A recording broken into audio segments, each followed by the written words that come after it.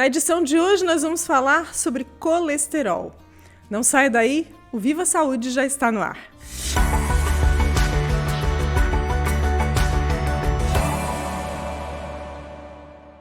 No Viva Saúde de hoje nós vamos entender melhor esse tema, colesterol. Tem muita coisa para falar sobre ele e também voltar a nossa atenção para a prevenção e para a qualidade de vida. Antes de apresentar o nosso convidado de hoje, eu quero agradecer os nossos patrocinadores que são Maria Rocha, Ortonil e Unicred. A gente conversa hoje com o médico endocrinologista, Dr. Jorge Marasquim. Muito obrigada, doutor, por estar mais uma vez aqui com a gente no Viva Saúde. Muito obrigado pelo convite, é um prazer. Eu espero que a gente possa hoje esclarecer, então, algumas dúvidas dos nossos pacientes e da população em geral sobre essa condição que é bastante prevalente na nossa sociedade. Exatamente. Então, esse tema, ele é sempre comentado, falado, né? Muitas vezes a gente busca informação a respeito dele, nem sempre, hoje com tantas fontes de informação, nem sempre todas são verdadeiras ou fidedignas, né, doutor? E nada melhor do que ouvir do especialista os esclarecimentos a respeito desse tema. Doutora, falando de colesterol, quero começar com uma pergunta bem básica. O que é o colesterol? O colesterol, na verdade, ele é um composto químico, né, que tem uma estrutura molecular bem peculiar, né, os anéis benzênicos que formam o colesterol. E o colesterol ele não serve só para nos matar, tá? O colesterol ele é muito importante, né, porque todas as nossas células do nosso corpo, né, são feitas de uma dupla camada de colesterol. Então, todas as membranas celulares de nossas células, células da pele, do fígado, do coração, do músculo, do sangue, todas as nossas células são feitas de colesterol. Como o colesterol é uma gordura, ele também ajuda, né, o colesterol nas nossas células ajuda que as substâncias que são dissolvíveis em água, que é a grande maioria, não entrem no nosso corpo de maneira livre, né? Então a gordura do colesterol impede, por exemplo, que se eu tiver uma gota d'água com um poluente na minha pele, né, ela impede que esse poluente vai entrar dentro do meu corpo. Por quê? Porque a membrana de colesterol que tem ali de gordura impede que haja difusão da água para dentro do nosso corpo. Ele é uma proteção, então. Uma proteção e também dá estrutura para a célula, né? A nossa membrana celular ela é composta de vários receptores, várias bombas que trocam íons e minerais, né? E que essa, digamos assim, essa membrana de colesterol é como se fosse um colchão que permite que a nossa célula então disponha na superfície desse colchão uma série de estruturas que é super importante para o funcionamento do nosso organismo, né? Mas por que então o colesterol ele acaba, quando a gente ouve essa palavra, a gente associa muito ao fato de ele ser um vilão? Porque ele foi, né, na década de 60 comprovado que o excesso do colesterol, né, é o principal causador da aterosclerose, que é o envelhecimento das artérias e provoca placas de aterosclerose, placas de gordura que vão estreitando a parede dos vasos. E isso faz com que o sangue então circule de maneira menos eficiente, falta sangue, e quando falta sangue demais a gente tem o quê? O infarto, o derrame, né? E a trombose. Então, o colesterol provoca esse tipo de situação.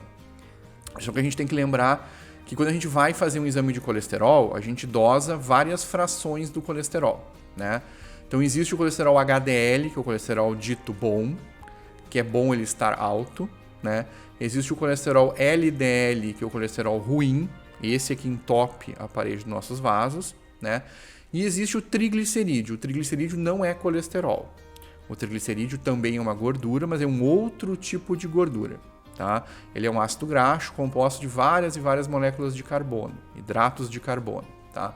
Então o triglicerídeo ele também é uma gordura, mas ele não é colesterol. É diferente do colesterol. A estrutura química é diferente e a função dele também é diferente. O triglicerídeo serve para a gente armazenar energia. Então, quando a gente come em excesso e acumula gordura, a gente acumula principalmente triglicerídeo. O triglicerídeo é como se fosse uma pilha, é a nossa reserva de energia, tá? Então, a gente pode ficar alguns dias sem comer porque a gente tem músculo e tem triglicerídeo. Então, a gente pega esse triglicerídeo, transforma em ácido graxo e a gente usa o ácido graxo para queimar ele e formar energia. O que é a base da produção de triglicerídeo? Os triglicerídeos eles estão na alimentação, né, na forma de ácidos graxos, então tudo que tem gordura tem triglicerídeo, tá? E mais ou menos 30% do excesso de carboidratos que a gente ingere na alimentação no dia, ele é transformado em triglicerídeo.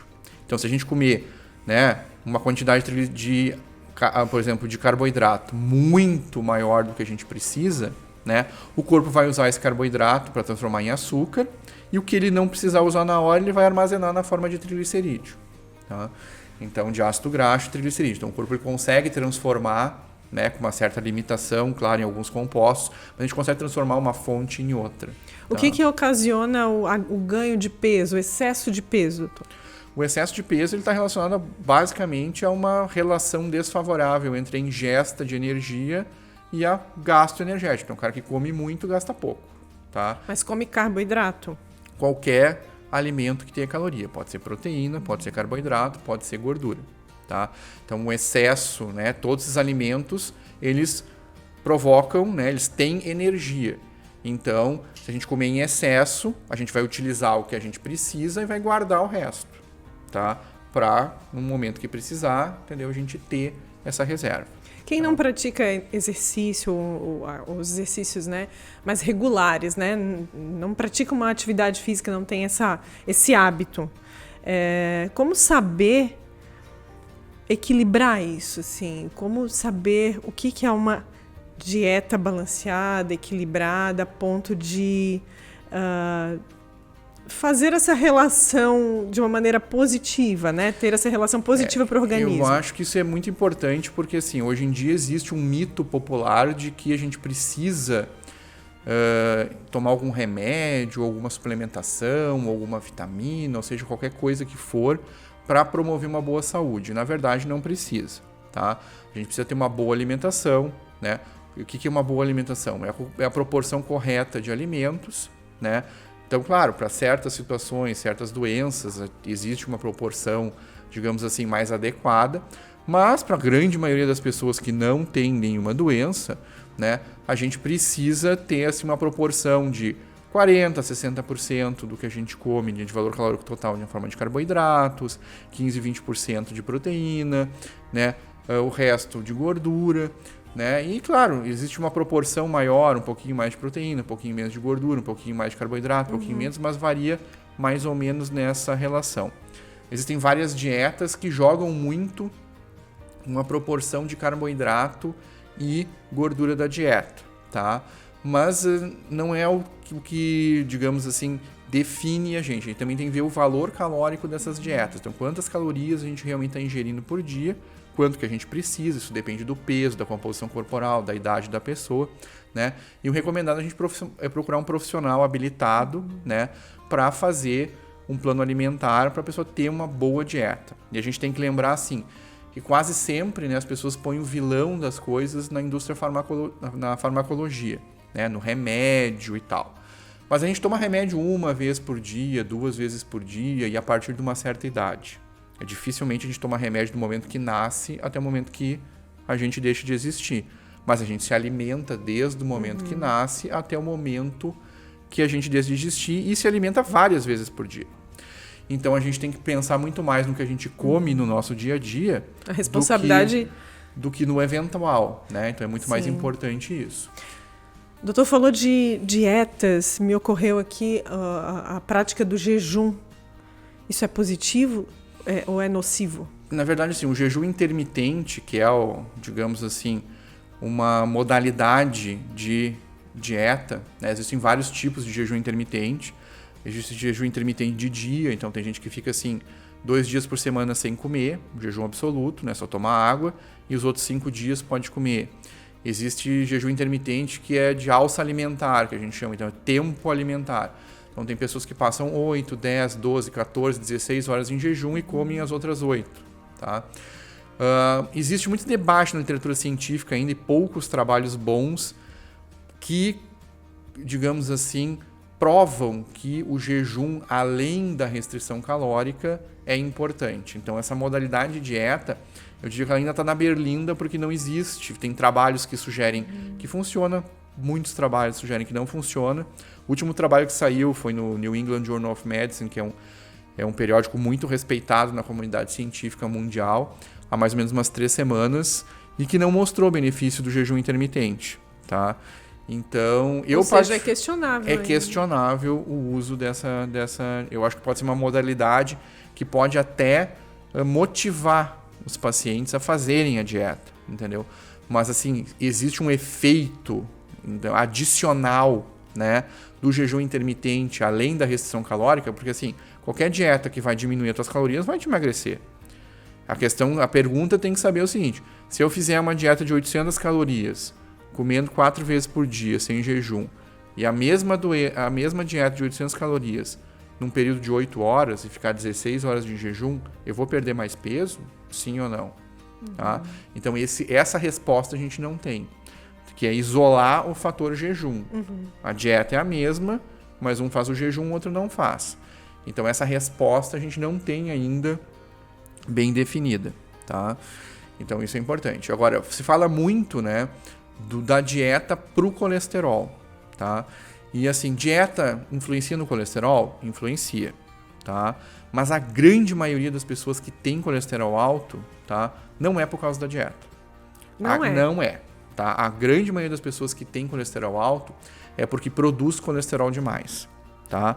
Então, assim, como as nossas células, por exemplo, são feitas de colesterol, o corpo tem que ter acesso ao colesterol para poder multiplicar suas células. Né? O nosso sangue todo é renovado a cada 4 meses, então a gente destrói essas células, né, e forma novas. Então a gente tem que ter matéria-prima para fazer isso, que é o colesterol, então faz parte, né, da matéria-prima. Então a gente produz colesterol no fígado quando a gente precisa. Então não vem necessariamente da alimentação, não, mas sim do próprio metabolismo? Do próprio metabolismo da gente. Então, assim, mais ou menos 70%, tá, vem da alimentação. Mas, por exemplo, se eu fico um dia assim, de jejum e não tem colesterol para fazer novas células e eu preciso fazer células... O organismo vai se encarregar de fazer. O corpo vai sintetizar colesterol no fígado, né, a partir de gorduras, e vai fazer com que a gente tenha esse composto para, por exemplo, se eu estou lutando contra uma infecção e eu estou em jejum, eu preciso que meus leucócitos se multipliquem. Eu preciso fazer células de defesa para brigar contra a infecção. Né? Se eu estou com febre, estou enjoado, não estou comendo, eu não vou ter colesterol da dieta. Mas eu tenho que ter esse colesterol para formar novas células. Então, o corpo produz. A maioria das pessoas que tem dislipidemia, que é uma alteração do metabolismo do colesterol em geral para mais, ou seja, tem níveis elevados de colesterol, existem vários tipos de dislipidemia, mas essas pessoas, em geral, têm algum defeito genético, tá, que façam que elas produzam colesterol além da conta. Claro que, assim, o excesso de calorias, o excesso de peso, a obesidade... Podem aumentar o colesterol? Podem, mas a grande maioria das pessoas que têm níveis de colesterol ruim, LDL, aumentados, tá, os tem por uma questão genética. A gente vai ver na família, ele tem, o irmão tem, a mãe tem, o avô tinha, a tia tinha, entendeu? Então existe uma história familiar. Tá? A gente está falando de colesterol ruim, né? E de colesterol ruim e de bom também. Como é que a gente faz para aumentar o colesterol bom e diminuir o ruim? O colesterol bom, né? A gente sabe que tem alguns alimentos que aumentam o colesterol bom, que é o colesterol HDL, e alguns costumes e hábitos que não são muito bons. Então, o exercício aeróbico, correr, nadar, caminhar, andar de bicicleta, tá? São os exercícios que mais aumentam o HDL, tá? Que é o colesterol bom. Então, as pessoas deveriam, né? Se tem o objetivo de aumentar o colesterol bom, deveriam fazer esses esportes pelo menos 5 vezes por semana, tá? Então não precisa fazer nada de especial, porque se caminhar em volta da quadra já está valendo. Eu falei aqui de pessoas que não praticam exercício, mas o ideal é praticar. O ideal é praticar o exercício regularmente. A recomendação hoje em dia é que é pelo menos 30 minutos de exercício aeróbico, né? Uma caminhada, como o doutor falou, já faz já faz ajuda, mas tem que ser assim 5 vezes numa semana de 7, tá? Então, claro, que qualquer exercício é melhor que nenhum, tá? Mas quanto mais, melhor, tá? E o que a gente tem, assim, de dados de estudo é que fazer exercício dessa maneira, né, 30 minutos, 5 vezes por semana, tem vários estudos mostrando o benefício, assim, consegue medir quanto que reduz, né, na doença cardiovascular, nisso aí. Então, é o que a gente recomenda, tá? Agora, Existem alguns alimentos, né, que são ricos em ácidos graxos poliinsaturados, tipo azeite de oliva, peixes de água fria, salmão, arenque, atum, peixe-espada, truta, né, são peixes que têm bastante ácidos graxos ômega 3, ômega 6, que melhoram o colesterol HDL. Né, castanhas, nozes, né, também ajudam. E o azeite de oliva também, sardinha, né, são alimentos que realmente têm uma concentração de ômega 3 boa e que ajudam a melhorar o colesterol HDL. Fumo, sedentarismo, né, excesso de bebida alcoólica, né, tudo isso reduz o colesterol bom. Tá? Então são hábitos que, se a gente quiser aumentar o colesterol bom, a gente tem que evitar. O colesterol ruim, o aumento do colesterol ruim, basicamente vem da ingesta muito elevada de comidas que têm colesterol, né? Então, doces, alimentos muito gordurosos, né? As carnes, principalmente as carnes que tem aquela capa de gordura, né? As gorduras saturadas também que vêm do leite, né? Então, o leite tem bastante gordura saturada, então Derivados é uma questão... do leite, doutor? Por exemplo, derivados do leite? E derivados queijo, do leite também. nata. Por exemplo, quanto mais amarelo for um queijo, maior a porcentagem de gordura que ele tem, por isso que é mais gostoso. Né? Tudo que tem gordura é mais gostoso. A gordura dá o sabor aos alimentos. Né? Não é que a gente não existe nenhuma dieta que tem que ser zero de gordura. Tá? Existe uma pequena porcentagem que a gente tem que comer, até porque algumas vitaminas, por exemplo, vêm daí. Tá? Então é importante a gente ter essa relação. Mas hoje em dia, né, quando a gente tem problema de colesterol, a gente pensa logo nas consequências, né? O que o colesterol alto nos leva, né? O entupimento dos vasos. E como é uma doença silenciosa, né? Ela vai entupindo nossos vasos de maneira muito lenta, o corpo se adapta, então muitas vezes a gente não tem sintoma nenhum. Só vai ter sintoma quando tem um infarto, um derrame. Então, como é que eu sei se o meu colesterol é alto ou não? Né? O único jeito de a gente fazer isso é medindo o colesterol. Tá? Então, quando que a gente deve medir o colesterol? Né? A partir dos 20 anos de idade, se o paciente não tem nenhuma doença a partir dos 20 anos, se for normal a cada 5 anos.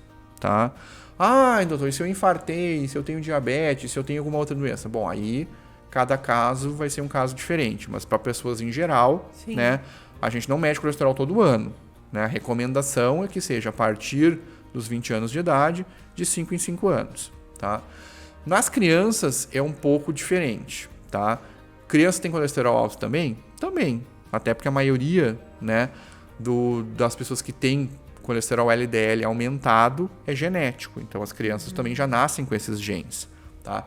Isso também se manifesta. Isso se manifesta em que faixa etária? Assim, pode se manifestar em qualquer faixa etária, tá? Mas é mais comum assim depois da puberdade. Tá? Então, depois dos 8, 10 anos das meninas, quando o metabolismo 12 muda, a 14 né? anos, que muda um pouco, entendeu?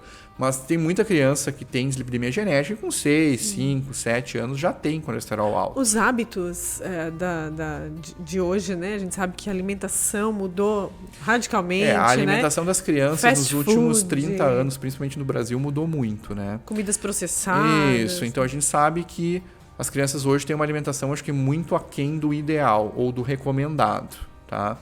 Então, até pelo estilo de vida das famílias, né?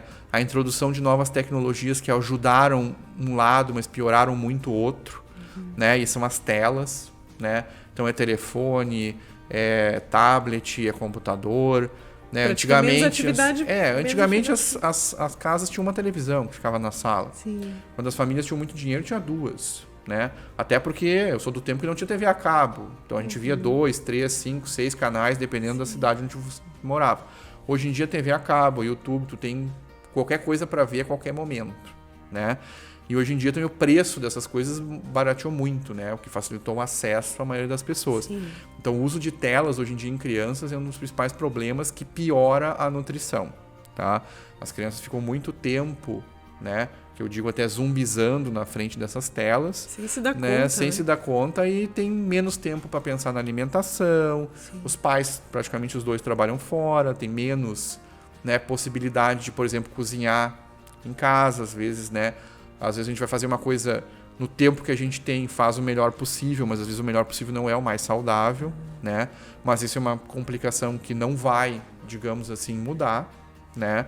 A carga de trabalho tem aumentado, cada vez mais os pais têm que trabalhar mais. Então a gente vai ter que se adaptar a essa situação. É uma questão de consciência, né? Intencionalidade, né? Eu vou incentivar o meu filho a praticar um esporte. Porque uma atividade física é hábito, né? É uma questão de hábito, né? Assim como a alimentação. Né? Então, se a gente introduz hábitos saudáveis, né? A gente tem mais chance de educar essa criança nesse hábito saudável e aí a gente ter sucesso, né, em ter uma dieta saudável e uma vida saudável. Sim.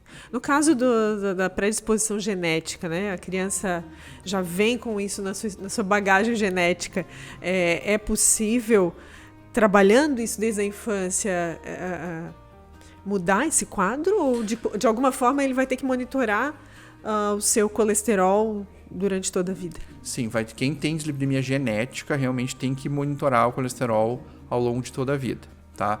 Infelizmente, a gente sabe hoje em dia que o efeito da dieta no colesterol, tá? Principalmente no colesterol LDL, que é o que realmente entope as nossas artérias, não é muito poderoso. Não é que não reduza, reduz, entendeu? Mas não reduz tanto quanto a gente gostaria. Já o triglicerídeo, ele é muito dieto-dependente, tá? Então, o triglicerídeo já não é colesterol, mas é um tipo de gordura que ele é muito dieto-dependente. Então, eu já tive pacientes assim... Significa que está diretamente relacionado à alimentação. À alimentação. E a terapêutica dietética de alimentação baixa muito o triglicerídeo. Eu já tive paciente com 4.000 de triglicerídeos que é o normal até 150, então 4.000 é muito alto. O normal é 150. Até 150. Até 150. E para estava adulto, com 4.000. 4.000. Então, mas em 15 dias virou 400, sem tomar remédio. Sim. Entendeu? Então, assim, baixou 90%. Por uma reeducação alimentar. Então, o triglicerídeo responde muito ao colesterol. Desculpa, a dieta. Agora, o colesterol LDL, por exemplo, não reduz 90% com dieta. Aí precisa A gente precisa lançar mão de outras coisas, que são os remédios, tá? Agora, hoje em dia, o tratamento do colesterol, ele está diretamente relacionado ao risco cardiovascular da pessoa em questão, tá? Então, não é só relacionado ao colesterol, tá? Então, a gente tem que avaliar o paciente como um todo, ver como é que o paciente está, né? Qual é o nível de colesterol que ele tem, quais são as doenças associadas que ele pode ter, pressão alta, níveis de colesterol, se tem diabetes ou não, se fuma ou não. E existem hoje vários que a gente chama que são sites da internet e tal, que são os marcadores de risco, ou calculadores de risco, tá? Que são ferramentas que foram construídas a partir de estudos observacionais de 30, 40, 60 anos de duração, tá? Que acompanharam as pessoas desde os 20 anos até os 80, por exemplo, tá? E viram como é que se comporta o colesterol, quem que infarta, quem que não infarta, tem um padrão.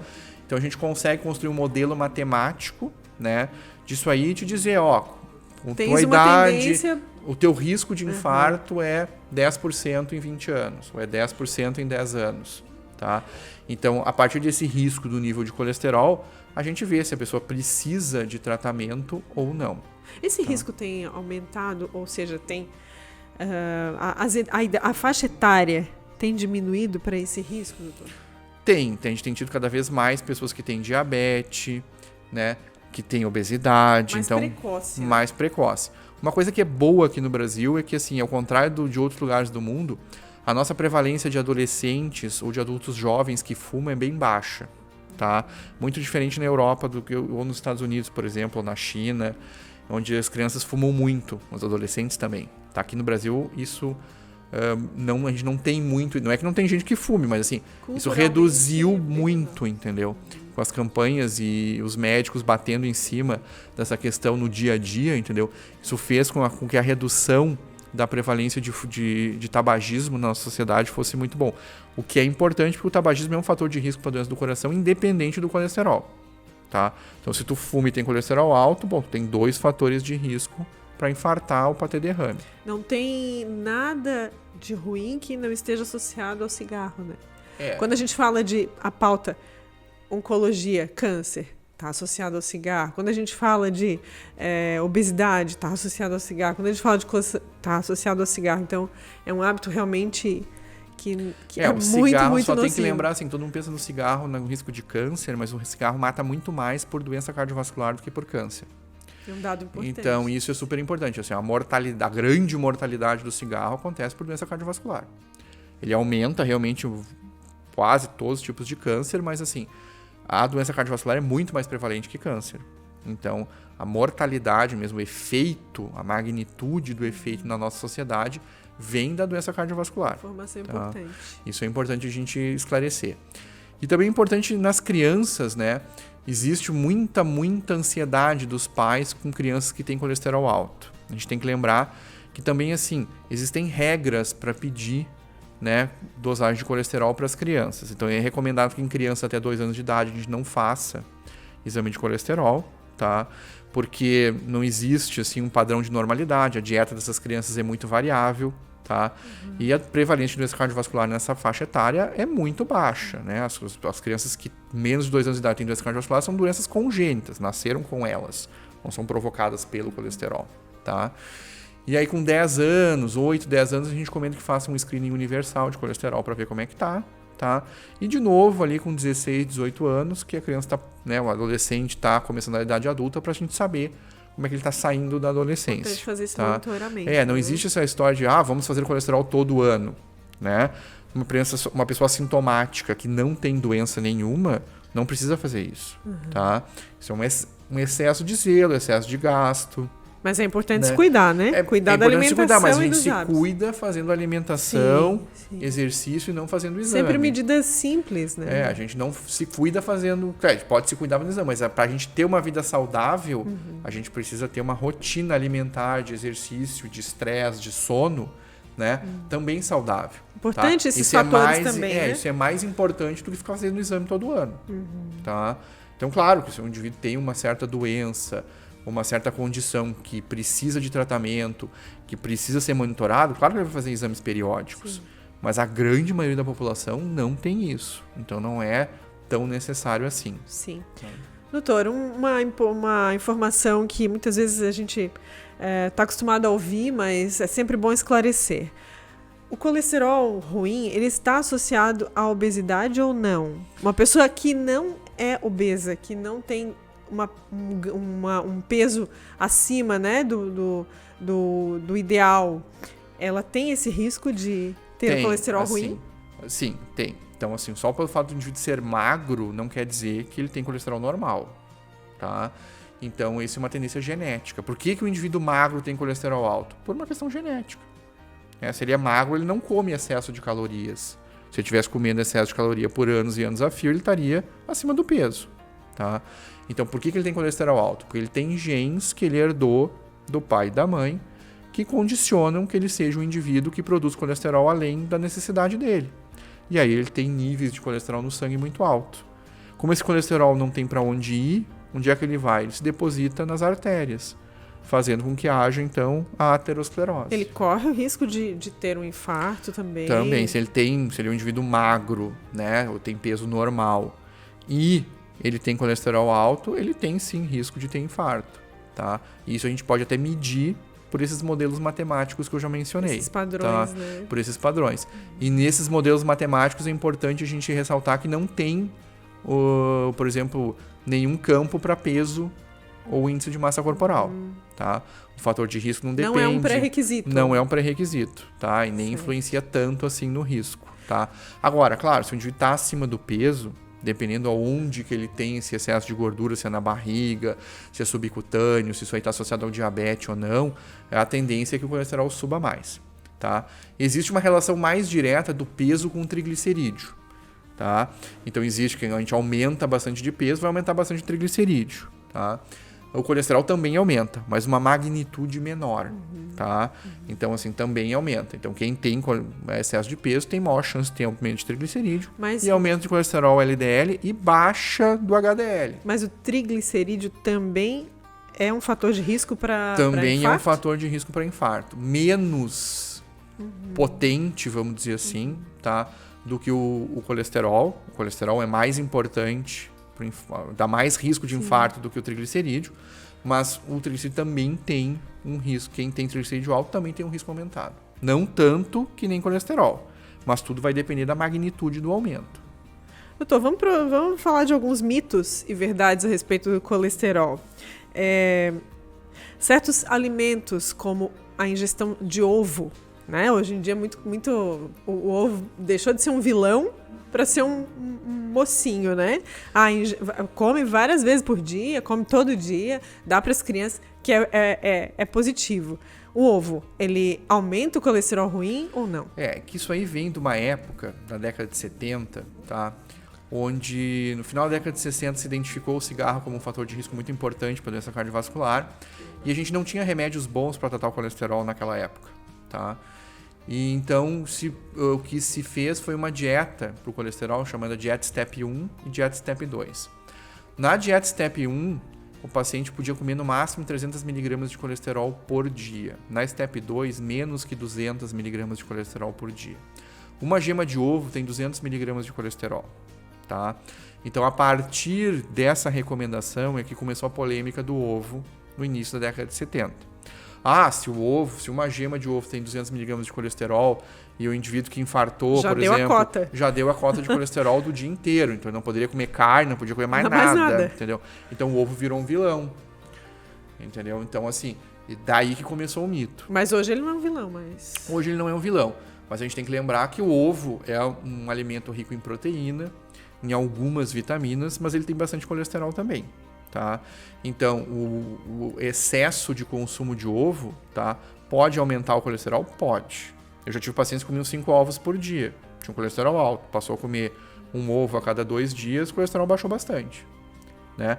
Então, a gente tem que lembrar o seguinte, por exemplo, os crustáceos, camarão, ostra, marisco, né? Polvo, são alimentos que são feitos de gordura. Por que o polvo não tem osso? Por que o polvo não dissolve na água? Porque ele é feito de gordura, tá? Por exemplo, o polvo tem 15 vezes mais triglicerídeos que a carne vermelha. O colesterol tem 3 vezes mais... o camarão tem 3 vezes mais colesterol que a carne vermelha. Então, por isso que esses alimentos são chamados de iguarias em algumas sociedades. Porque eles não dá para comer todo dia. Não dá para comer todo dia. E por quê? Porque eles são tão gostosos? Porque eles têm um alto teor de gordura. Então, se tu temperar bem e fizer direito, né, vai ficar muito bom, assim como o bacon. Sim. Né? O bacon é nocivo ou não? O bacon é um corte de carne que vem da barriga do porco, né, que tem uma proporção de gordura grande. É uma gordura saturada. Tá? Então, a ingesta desse tipo de alimento de maneira diária, ele pode ser prejudicial, né? Então, assim, a gente tem que cuidar dessa questão. E no caso do bacon, não é só a gordura, né? Para te fazer com que essa carne dure mais tempo, ela é salgada, né? E defumada, né? Então, isso faz com que concentre o teor de sal da carne. Então, ela é uma carne que tem bastante salgada também. Claro que o sal também dá sabor a alimentos. Então, alimentos gordurosos e que são salgados são uma delícia. Né? Então a gente quer comer porque realmente o gosto é muito bom, o cheiro é muito bom, né? A aparência às vezes não é tão boa, mas o gosto é muito bom. Então as pessoas têm a tendência, né, de fazer isso. Já tem estudos de ressonância, por exemplo, que se eu estou fritando bacon e cheirando aquele ácido graxo que o bacon exala, né, eu ativo partes do meu hipotálamo que são responsáveis por aumentar a fome, né? Quem que nunca ficou do lado de uma panela... Hoje em dia eu faço muito pipoca de micro-ondas, mas assim... um pipoqueiro, né? Ou faz pipoca em casa mesmo, põe gordura, manteiga lá, do lado de uma pipoqueira que não sente fome para comer aquilo ali, porque a gordura ativa, um sentido, né, importante o aí, sintoma, né? Ou mais de um, né? E o nosso cérebro estimula o corpo a ter fome e a comer quando a gente recebe esse tipo de estímulo. Então, realmente acontece. Agora, existem vários mitos mesmo. Não precisa cortar totalmente, mas não faz disso um hábito. Tem que ser uma coisa bem ocasional. Tá? Então isso é importante pra gente ter essa noção. Doutor, mais um mito ou verdade aqui. Carne de frango tem menos colesterol do que a vermelha? Aí eu vou te dizer assim que depende da parte da carne que tu tá... Depende do corte de carne, tá? A carne de frango que talvez tenha menor teor de colesterol é o peito, que tem uma concentração de proteína maior. Mas sobrecoxa, coxa tem bastante. O grande problema do frango é a pele. Né? Então, a pele de qualquer mamífero, a pele de qualquer mamífero, de rato, de carneiro, de porco, de ser humano, é puro colesterol, né? Então, assim, Se não fosse... Elimina a pele, já é alguma... Exatamente. Então a gente deveria preparar o frango sempre sem a pele, tá? E, né, evitar de comer a pele do... Agora, assim, que é gostoso, tanto que a gente pega a pele do porco e faz torresminho, né? E quem já comeu torresminho sabe que torresminho inventou isso? É muito gostoso. Por quê? Porque é uma gordura que tem muito colesterol também, entende? Então é muito gostoso, né? Mas tem esse problema, tá? Depende da parte. Eu te diria assim, ó, que se for comparar carnes... Não dá pra botar, esse tem menos que esse. Tem dizer assim, genericamente, mas frango... a do gado, a do boi... A do boi carne vermelha. Tende a ter um pouco mais de colesterol que a do frango, mas, de novo, depende da parte, entendeu? Então, assim, por exemplo, filé mignon é um corte que tem muito pouca gordura. Alcatra também. Entende? Só que são cortes caros. Então, tu vai dizer assim, tu come isso todo dia, né? Agora, sobrecoxa, por exemplo, tem bastante gordura e tem bastante colesterol também, tá? Mas é barato. As pessoas comem isso todo dia. O bom é equilibrar, né, doutor? Então, assim, a gente ideal, tem que cuidar. Né? Já que né, não tem como uma fórmula perfeita, talvez, né? Um hábito. O pessoal fica dizendo muito que a carne do porco, por exemplo, tem mais colesterol. Não tem. Ela tem mais triglicerídeo, mas colesterol não, tá? Então, prefira carne de porco. Interessante, porque é uma carne acessível e... É, uma carne de porco que tenha um alto teor de proteína e pouca gordura. Tipo lombo, o próprio filé mignon, suíno, que é... Se comparar com o filé mignon bovino, né, 3 vezes mais barato, né, e tem um baixo teor de gordura, o lombo também, né. Claro que cada carne tem a sua peculiaridade na questão do preparo, né. Por nós sermos um país continental com muita área de pastagem, a gente é acostumado a comer muita carne vermelha. E mesmo a gente tendo um litoral enorme de mais de 8 mil quilômetros, a gente não tem o hábito, mesmo morando no litoral, de comer peixe. De comer peixe, né? Assim como outros lugares do mundo, tipo o Japão, por exemplo. Sim. Né? Que é um país minúsculo, se for comparado com o nosso, né? Mesmo em termos de costa, mas lá não tem área para cultivar gado. Sim. Então, o que pode comer é o que vem do mar. Né? Ou então animais menores que requerem menos espaço. Sim. Tá? Falando de peixe, os peixes de água doce, assim, que, por exemplo, a tilápia. Os peixes, assim, existe uma recomendação da Sociedade Americana de Nutrição de usar frutos do mar de 2 a 3 vezes por semana, tá? Então, os peixes de água doce, realmente, a tilápia aqui no Brasil ela é cultivada comercialmente, né? Sim. É uma carne boa, tá? Que tem um bom teor de proteína. Sendo que os peixes, em geral, têm um pouco menos proteína que a carne vermelha, tá? Então, se a gente for comer, né? Eu preciso comer, sei lá, 100 gramas de proteína por dia. No peixe, eu vou ter que comer uma quantidade um pouquinho maior para dar 100 gramas. Na carne, né? Se a gente for comparar peixe com carne, porque o teor de... Mas é igual, de novo. O teor de proteína depende da parte... Por exemplo, o peito do frango tem, em média, 30 gramas de proteína por 100 gramas, né? A sobrecoxa tem um pouco menos. Entende? Alguns peixes têm um pouco um teor mais de proteína do que outros. Então, aí vai depender muito do corte da carne. A gente não pode dizer assim genericamente que tal animal é melhor que o outro. Depende muito do corte da carne que tu tá usando. Mas já dá para fazer uma avaliação, né? Com essa, conhecendo um pouco melhor. Falando de um outro mito ou verdade, que água de berinjela diminui o colesterol? Olha, não tem nenhum estudo científico, tá? Sério, tá? Confiável que mostre isso. Então, eu te diria assim... que com base nas evidências científicas atuais, não tem, tá?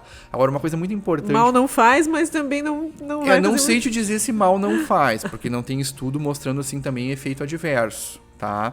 De repente da gastrite, água de berinjela, não sei, tem que estudar para ver, tá? As pessoas acham que o natural, né, é melhor, mas, assim, isso é uma noção, tá? Que não está muito relacionada à verdade científica. Agora, eu acho que é importante a gente... esclarecer que a água de berinjela e outros compostos, né, precisam ser melhores estudados antes da gente fazer isso. Mas o que eu queria realmente me referir é o seguinte: existe uma variabilidade na dosagem do colesterol laboratorial de mais ou menos de 10 a 15%. Tá? Então, quando eu considero, por exemplo, hoje eu fiz meu colesterol, deu 200 miligramas por decilitro total. Aí eu medi amanhã, deu 220. No outro dia, 210. No outro dia, 180. Isso aí está dentro do 10%. Está dentro da normalidade. Essa variabilidade é normal. Se eu medir o colesterol todo dia, não vai dar o mesmo valor. Então, quando eu estou considerando um tratamento para o colesterol, ele tem que reduzir mais que 20%. Porque se reduzir 10%, isso aí pode não ser efeito nenhum. Pode ser apenas uma variabilidade da medida. Então, assim, muita gente, como é que esses mitos surgem? Eu fiz o colesterol, deu 200. Tá, daí eu comecei a tomar água de berinjela, porque a minha amiga falou que daí baixou para 170. Tá? Baixou 15%. Tá dentro da variabilidade do método, mas eu tô dizendo que é da berinjela. Então começa a se criar esses mitos, na verdade, por uma questão, é que nem glicemia. Se eu medir a minha glicemia todo dia, ela não vai dar o mesmo valor. Um dia ela vai dar 84, outro dia 92, outro dia 90, outro dia 98. Então, assim, dependendo do que tu comeu, da tua atividade física, do teu sono. Então, se eu quero usar um tratamento para baixar a glicemia ou para subir a glicemia, ela tem que baixar acima da variabilidade do método. Sim. Então, é daí que surgem muitos desses compostos, água de alho, e tem N mitos a respeito do colesterol, tá? Então, isso a gente tem que cuidar. Daí que vem esses mitos. Eles não saem de qualquer lugar, entendeu? Sim. É que as pessoas analisam o fenômeno de uma maneira, uma perspectiva. Parece que dá certo e isso acaba se difundindo mas as pessoas não amplamente. Vão atrás do porquê que deu certo. Doutor, para a gente finalizar, falando de tratamento, a gente falou até aqui de prevenção, de mudança de hábitos, prestar atenção nisso, né? Mas falando de tratamento, quando o problema já está instalado, qual é a conduta? Olha, quando realmente, assim, na história, os medicamentos que a gente usa para tratar o colesterol são as estatinas, tá? Elas são drogas relativas. Por que são estatinas? Porque elas os compostos terminam com tatina. Então, existe a rosuvastatina, atorvastatina, simvastatina, lovastatina, tá? Pitavastatina. Então, existem vários compostos, tá? Que tem dessa classe farmacológica para tratar o colesterol. São drogas bastante efetivas e relativamente recentes na história da medicina. A primeira estatina, que foi a simvastatina, entrou no mercado em 1994. Tá? Então, elas vão fazer aí, né, 30 anos de mercado agora, em 2024. Mas foram as drogas na história recente da medicina, tanto na cardiologia quanto na área da endocrinologia, que mais reduziram morte por doença cardiovascular. Se a gente pegar assim, mortalidade cardiovascular nos últimos 30 anos, foi uma das únicas tendências que reduziu bastante, e a grande maioria disso aí se deve ao uso das estatinas. Tá? Então são drogas bastante seguras, que têm um efeito muito importante, baixam muito o colesterol, mais que qualquer dieta, o que não significa que a pessoa não tenha que fazer dieta quando toma o remédio, tem que fazer os dois, tá? Mas a droga, ela tem um poder em baixar o colesterol muito alto, tá? Então vamos pegar assim, eu tenho um colesterol de 200 de LDL. Então LDL, colesterol, é 200. O colesterol total é a soma do colesterol ruim com o bom. Então se o cara tem um LDL de 200, ele vai ter o colesterol total próximo de 300. Tá? E aí, para mim baixar esse colesterol, como é que eu faço? Se eu fizer dieta, esse teu colesterol vai baixar, o LDL vai baixar 30 miligramas no máximo. Então de 200 vai para 170. Só que uma dieta super restritiva dificilmente vai conseguir manter essa dieta por um ano. Que mais dizer 30, 40 anos que tu vai precisar usar isso aí. Tá? Então a gente tem que usar esses remédios. A gente está falando de situações em que o problema ele traz um grande risco para aquele indivíduo, então, hoje em né? dia, assim, a recomendação é que pacientes que já infartaram, já tiveram derrame e têm colesterol alto, eles têm que usar esses remédios. Pessoas que não têm nenhuma doença acima dos 21 anos de idade, que têm colesterol LDL acima de 190, que são as pessoas que têm dislipidemia genética, também se recomenda que elas usem o remédio o resto da vida. Tá? A gente tem que pensar o seguinte, ó. O colesterol, eu sempre faço esse paralelo. O colesterol é igual ao sol. Imagina que tu comprou 2 carros 0 km. Um tu deixou na garagem e o outro tu botou na frente da tua casa. E tu saiu para viajar e voltou 10 anos depois. Como é que tá a lataria do carro que tá na garagem e como é que tá a lataria do carro que tá na frente de casa? Tá? O carro que tá dentro da garagem tá sujo, mas tá com a lataria novinha. O carro que ficou na frente de casa ficou com a lataria toda destruída. Então, o que destruiu a lataria do carro? Foi o sol. O que destrói o interior das nossas artérias? É o colesterol. Só que a lataria do carro é facilmente visível, as nossas artérias não são. Então, o colesterol vai destruindo as nossas artérias por dentro. Então, quando a gente vai tratar o colesterol, é importante a gente ter essa noção. Vai começar a usar o remédio? É para sempre. Tá? O que adianta, por exemplo, numa pessoa de 40 anos, ela viveu 40 anos com colesterol alto. Aí ela tomou remédio pro colesterol por 1 ano. E o colesterol dela ficou bom. Aí ela parou de usar o remédio. Então, como é que ficou 40 anos com colesterol alto, 1 ano com ele baixo? O que isso vai adiantar para a saúde dela? Muito pouco. Agora, se ela ficou 40 anos com colesterol alto e 40 com ele baixo, isso vai mudar muito a vida dela. Tá? Então, quando a gente começa a tratar o colesterol, a gente tenta tratar sempre. Tá? Importante ter o acompanhamento médico. Sim, quando a gente vai fazer tratamento, né? Aí se essa pessoa, obviamente, ela vai ter que usar remédio o resto da vida, ela vai ter que ser monitorada pro resto da vida. Sim. Ela vai ter que ir no médico 2 ou 3 vezes por ano, fazer os exames. Monitorar isso. Né? E existem metas de tratamento também. Então, se o paciente já infartou, se ele tem diabetes, existem metas. O colesterol tem que estar abaixo disso. Né? E nos valores de laboratório, muitos pacientes às vezes olham o valor de laboratório e dizem, doutor, mas o que é isso aqui do lado? Tem que ser menos que 70, menos que 50, menos que 100. Aquilo ali é o valor do colesterol que ele tem que ter conforme o risco cardiovascular dele. Tá? Então a meta não é a mesma para todo mundo. Depende da pessoa. Sim. Então, claro, quando o paciente vai tratar o colesterol, o tratamento é com estatina e algumas outras drogas que podem ajudar. Né? É para o resto da vida. Tá? Mas eu te diria que é um tipo de tratamento onde a gente tem que dar assim, é bom usar, porque até agora, por exemplo, não tem nenhum efeito adverso importante das estatinas. Elas reduzem infarto, reduzem AVC.